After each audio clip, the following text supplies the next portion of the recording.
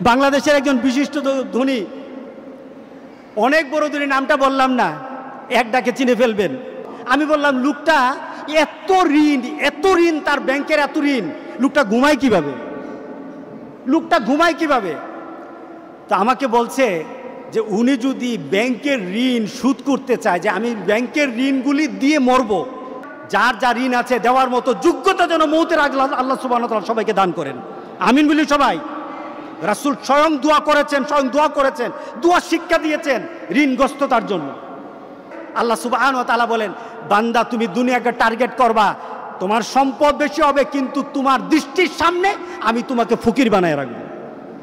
এ লোকটা গনে গুনে জানে যে আমার সম্পদ যদি আমি বিলিয়ে দেই, সম্পদ যদি আমি আমার ব্যাংকের ঋণগুলি দিয়ে দেই, তাহলে কিন্তু আমি আর ফকির। রাসূলের কথা মিলে গেল কিনা বলেন? জাআলাল্লাহু ফাকরাহু বাইনা আইনাইহি, তার চোখের সামনে তার গরিবীকে, তার ফকিরকে আল্লাহ সুবহানাহু ওয়া তাআলা ঝুলাইয়া দেন। নাউজুবিল্লাহ বলি।